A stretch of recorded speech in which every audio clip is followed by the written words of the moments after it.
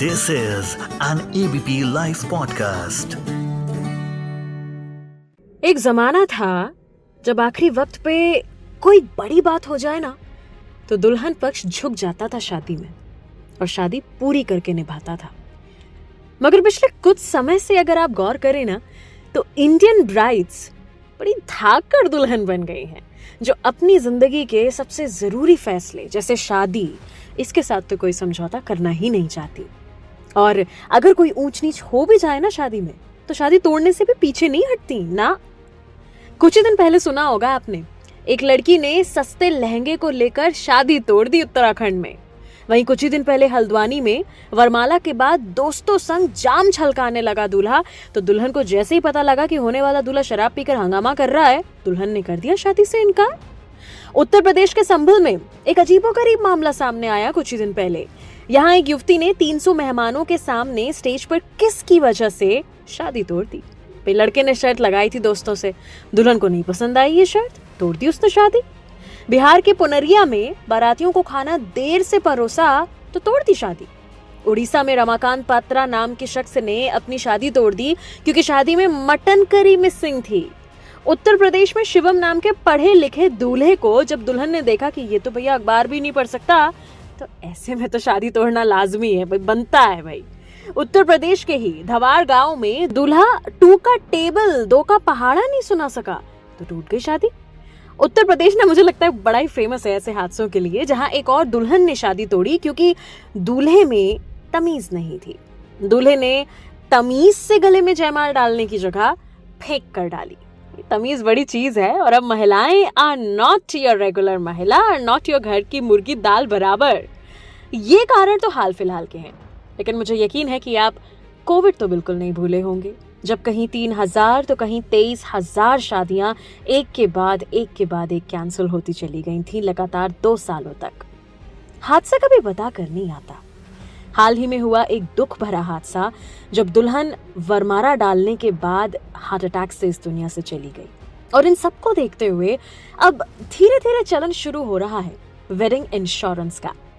सच बताऊं, जिस हिसाब से ना पिछले कुछ महीनों में शादियां कैंसिल हुई हैं लास्ट मौके पे, एंड मोमेंट पे, उस हिसाब से तो फायदे की चीज है ये वेडिंग इंश्योरेंस। तो एक बार जरूर सुन लो एबीपी लाइव पॉडकास्ट पर। मैं मानसी हूं आपके साथ लेकर के FYI, जहां आज हम बात करेंगे वेडिंग इंश्योरेंस के बारे में सब कुछ। बात करें इंडिया की तो Indians are expected to spend ₹3.75 lakh crore between now and February 2023। इतना ज्यादा खर्चा होने वाला है शादी के इस सीजन में। अब सबसे पहला सवाल तो यही आता है कि शादी का बीमा क्यों लें और क्यों प्रीमियम भरें जब हम बच्चों के पैदा होते ही उनकी शादी के लिए पैसा जोड़ना शुरू कर देते हैं। तो इस सवाल का जवाब इस सवाल में ही है। शादी के लिए जोड़ा गया 30, 40, 50 लाख रुपया आपकी मेहनत के पैसे हैं। अगर किसी ऊपर बताई गई वजह से बर्बाद हो गए, जो मैंने आपको कुछ देर पहले बताई, तो एक बार फिर कहूंगी कि हादसा बताकर नहीं आता और इसीलिए जरूरत पड़ती है वेडिंग इंश्योरेंस की, जो ऐसे समय पे आपकी जमा पूंजी को बचाता है, आपके नुकसान होने से बचाता है। ऐसे में लोगों की परेशानी को दूर करने के लिए बीमा कंपनियों ने शादी का बीमा देना शुरू कर दिया। इसमें शादी में हुए नुकसान, जैसे शादी कैंसिल होने की स्थिति में, सामान चोरी होने पर, किसी तरह की दुर्घटना होने पर बीमा कंपनी पॉलिसी धारक के नुकसान की भरपाई करती है। एक रिपोर्ट के अनुसार हर साल भारत में 1 से 1.5 करोड़ शादियां होती हैं। साथ ही इन शादियों पर देश में हर साल 3 से 4 लाख करोड़ रुपए खर्च होते हैं, जैसा मैंने आपको कुछ देर पहले भी बताया। लोग शादियों में दिल खोलकर पैसे खर्च करते हैं। इंडियन फैट वेडिंग, कई महीनों पहले बैंड बाजे, शादी का वेन्यू, शॉपिंग, ये सब तैयारियां शुरू हो जाती हैं। ऐसे में अगर शादी कैंसिल हो जाए तो लोगों को लाखों, कभी कभी करोड़ों रुपए का नुकसान होता है। इस तरह की परेशानी और इमरजेंसी की सिचुएशन में वेडिंग इंश्योरेंस काफी मदद करता है और यही है वेडिंग इंश्योरेंस। अब आते हैं अगले सवाल पर कि ये वेडिंग इंश्योरेंस आखिर क्या कुछ कवर करता है। वैसे तो कुछ इंश्योरेंस कंपनियां शादी के लिए पहले से पैकेज तैयार करके रखती हैं, लेकिन कुछ कंपनियां आपकी जरूरत के मुताबिक भी पैकेज बनाती हैं।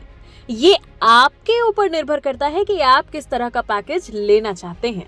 तो चलिए आपको बताती हूँ क्या क्या शामिल हो सकता है इस कवर में।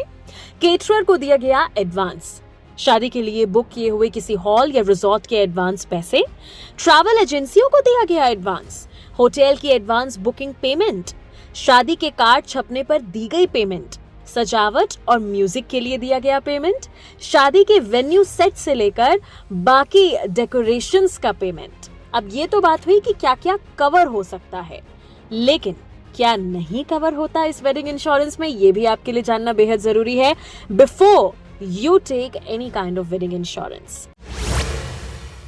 पॉलिसी होल्डर कुछ परिस्थितियों में पैसे क्लेम नहीं कर सकते।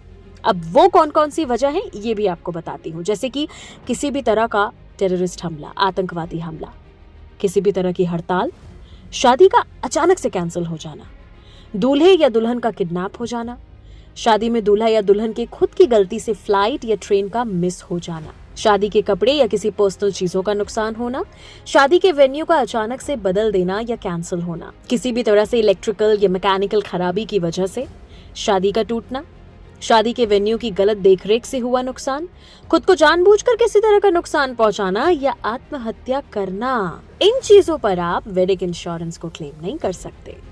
अच्छा, कितना मिल सकता है क्लेम, ये भी आपको बताती हूँ। वेडिंग इंश्योरेंस का सम एश्योर्ड इस बात पर तय होता है कि आपने कितने का बीमा कराया है। ध्यान दें कि शादी की तारीख बदलने पर भी आप दावा क्लेम कर सकते हैं। वैसे तो प्रीमियम आपके इंश्योर्ड राशि से सिर्फ 0.7% से लेकर 2% तक ही लगता है। एग्जाम्पल के तौर पर अगर आपने 10 लाख रुपए का वेडिंग इंश्योरेंस कराया है तो आपको 7,500 से 15,000 रुपए तक का प्रीमियम देना होता है। वेडिंग इंश्योरेंस पॉलिसी खरीदने वाले को कुल वेडिंग बजट के आधार पर ही प्रीमियम देना होता है। वेडिंग इंश्योरेंस में पॉलिसी खरीदने वाले को कुल वेडिंग के बजट का 1 से 1.5% पैसा देना पड़ता है। आपकी शादी 20 लाख रुपए की है तो इंश्योरेंस प्रीमियम के रूप में 30,000 रुपए भरने होंगे। बाद में किसी भी तरह की इमरजेंसी की सिचुएशन में आपके नुकसान की भरपाई मिल सकती है। अब सबसे जरूरी सवाल कि हम ये क्लेम कैसे करें ताकि हमें ज्यादा ना चक्कर लगाने पड़े और हमें आसानी से हमारा पैसा मिल जाए। इंश्योरेंस लेने से पहले हमेशा ध्यान रखें कि शादी के खर्च से पहले से लेकर शादी के लोकेशन की सारी जानकारी इंश्योरेंस एजेंसी को देनी होती है।